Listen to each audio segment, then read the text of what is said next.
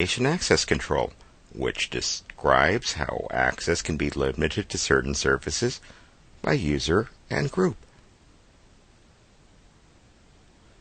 We'll look at some basic network services: NFS, FTP, Samba, and HTTP.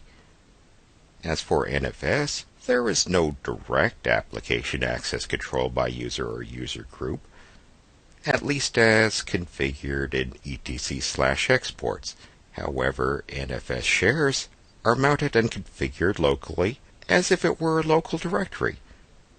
So any control, in other words, ownership and permissions of local files and directories, can also be used to regulate ownership and permissions to remotely mounted NFS shares. But that's based on an appropriate authentication database, so it may also require a proper NIS or LDAP server. FTP shares can be somewhat regulated by user. Based on the default VS FTP service, VS standing for Very Secure, users in the FTP users file are prohibited from access from the FTP service.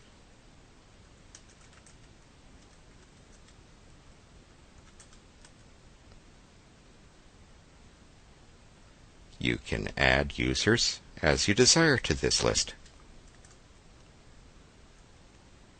Samba servers are controlled by a different username password database.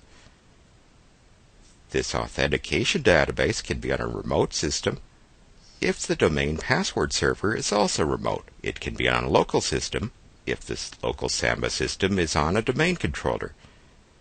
In that case, the database may be in the etc/samba/smb password configuration file. There are also additional controls in the Samba configuration file based on read list and write list directives. These directives can specify allowed users or allowed groups. All you need to specify a group is the @ symbol in front. HTTP service access can also be controlled by a password and username database. If there is an access file name directive in an appropriate directory stanza, access to that directory is limited and based on usernames and passwords in an associated password file as created by the htpassword command.